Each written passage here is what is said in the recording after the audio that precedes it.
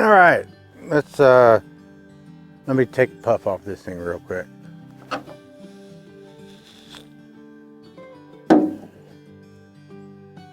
What I want to do right now is I just kind of like I guess the first thing I do is just, have opening question, are you okay? What are you going to do? How are you going to do it? All right, so those are the questions. All right, and so why are you asking those questions? Because first off, you got to know what you're up against before you talk about it, right? Now, I started working on that boat a couple days ago. And while I was editing the video, I went back and I dug up an old video I had put together, which I thought was pretty cool, back in the day. And I put a clip of that in the intro of this one here. I kind of wanted to demonstrate a little bit about what we did on the water and what the boat is all about before I actually got started on it. And as I was watching that video, it created a lot of emotions, okay? I mean, it created happy and it created sad. And it brought back a lot of the struggles that Tammy and I were going through when we first moved out here. And I know a lot of you guys have no clue, what I'm talking about, but during the Great Recession, 2008, 9, 10, 11, 12, the banks all went belly up. I had a couple businesses that relied on cash flow from the banks, to the builders, to me, and that all dried up, so income dried up. During that time, I took a little bit of money from one business and I fed it into another, hoping to be able to maintain that steady level of income. And then I rolled it into another one. That's where the boat and the commercial crabbing and fishing came in. But like I said in that other video, I didn't realize that this boat and getting to work out here on this water like we were going to end up doing was going to be our godsend. It was probably destiny. It was probably written. I don't know how to explain it, but when we walked away from all the businesses and of all our financed belongings, we ended up out here on this property out in the middle of the deep woods of North Florida, and we set up camp. And when we first got here, it was a real struggle. Okay, like I said, that time frame when that video was done, we were still going through all the different aspects of becoming acclimated to a new way of life. And but at the same time, I had a lot of inner emotions that were joyful and happy, okay, because we actually overcame a lot of the struggles that we encountered when we first moved out here. And, not everything goes according to plan. And whether you're in the business world and you're trying to work and you're trying to orchestrate everything, you're maneuvering yourself around all your challenges.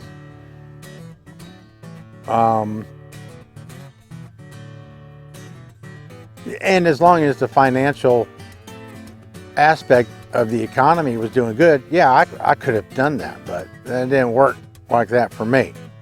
I worked for multi-million-dollar home builders, and they all went under.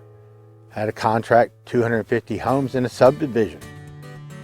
They went under, they lost it all. So there's a lot of thoughts and a lot of emotions that come back from that time. And like I said, these years of becoming acclimated with our living environment, I've been able to overcome them. And I've been able to actually, have a pretty good attitude. So I guess really what I want to try to do right now, I'm going to get into quite a bit, all right, because this is bringing up a whole new line of subject matter that I'd like to share. There's just so much to say, you know, from the last 9-10 years that you know, you can't just share it in one short video. But moving out here and going after the kind of life that Tammy and I decided we wanted to live, you know, we left the system. We wouldn't, you know, the system can shove it, all right? I don't have no part of it. But you've got to have the same, if you want to be successful at anything, you got to have the same attitude like when we moved out here. I mean, you got to maneuver yourself in business and in the world and through life, and well, you get out here, what is this? This is nothing but life. And you got to wiggle your way around here and orchestrate this or that and the other.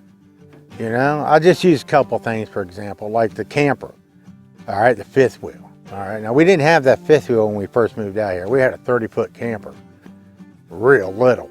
A third of it was shower and restroom facilities in the back. All of which became obsolete when the holding tank fell off and I fell through the floor of the shower. And then the hot water tank went out. So we didn't have nothing. We didn't have hot water, we didn't have restroom facilities, and we didn't have a shower. Okay, so, you know, there's a few things that we had done around here over the course of the next, it took trust me, you working with 20 bucks a week or so and you're saving your pennies, you know, everything takes a little bit of time.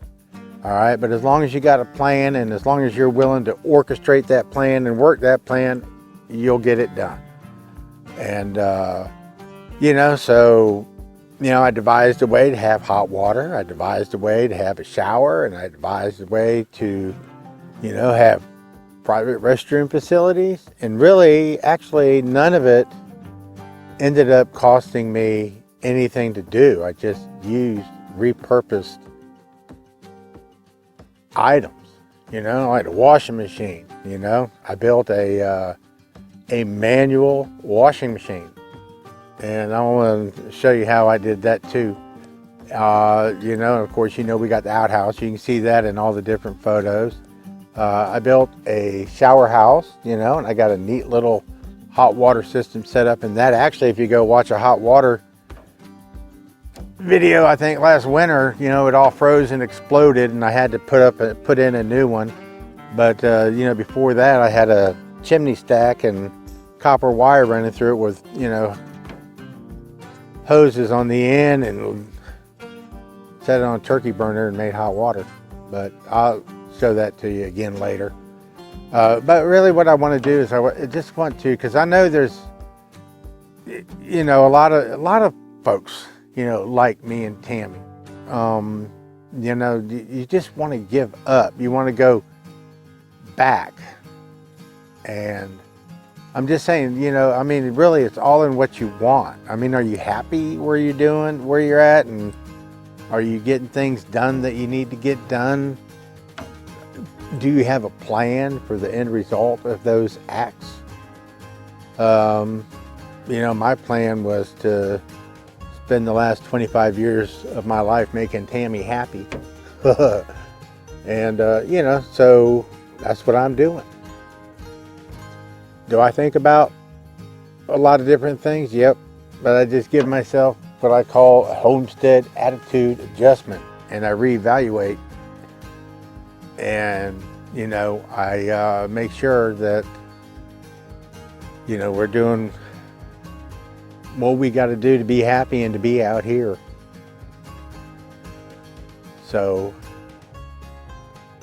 you know, but it's kind of hard. You know, I'm not trying to convince anybody, you know, to, you know, walk away or leave this or that and the other. What I'm basically really trying to do is trying to say that, you know, if you're in a position and you actually work your way towards that position, and when you get there, you need to work that plan We planned this, just not as early as we wanted to, but thank goodness we had it in our hip pocket.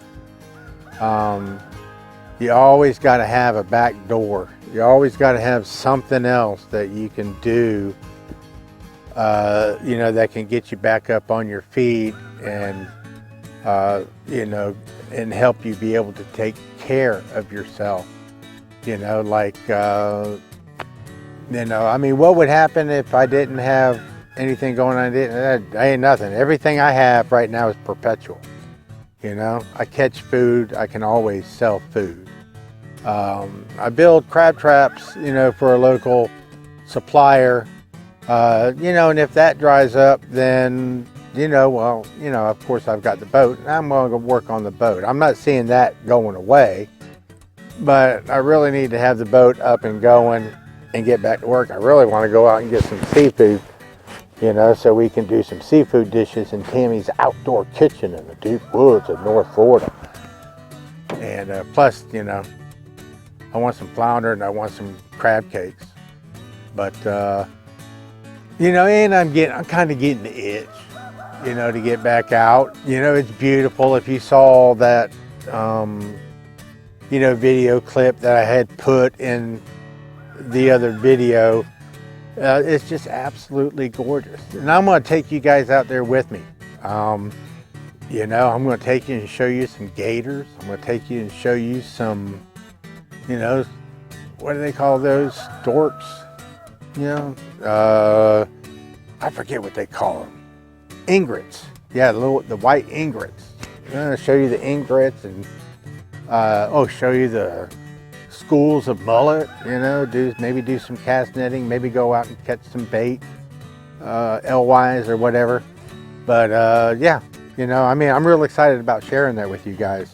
If you're interested. I mean, not everybody's interested in a commercial crabbing boat, but what I want to do is I'd like to be able to show you a different aspect of it, what makes me really love being out on the water, and that is the beauty of nature and the ability to catch food.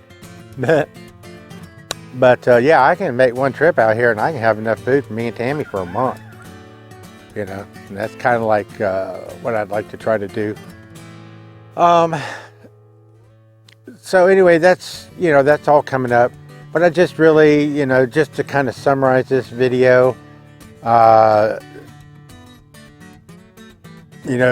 want to go back to saying that, don't let your past emotions and circumstances override, what you've got going on today. If you're kind of like doing like us and you're having a hard time and you're kind of struggling, don't give up. Every day is a brand new day. Okay, every experience is a brand new experience, and you'll orchestrate and maneuver your way, and then before too long you get acclimated to your environment and you learn how to make different things work your way when you do them. Okay, it don't take a whole lot of money to be happy out here for me and Tammy. It really doesn't. We get to grass mode, we're ecstatic. Okay, so or the loquat tree produces fruit again this next year. That'd be really nice. But anyway, I keep saying that too. All right, I'm gonna go ahead and go in and see if I can make any sense out of any of this, and I want to see if I can try to figure out, if it's gonna give you guys the right message. So I'm just gonna let it go at that. Y'all take care. Have a good one. We'll see ya.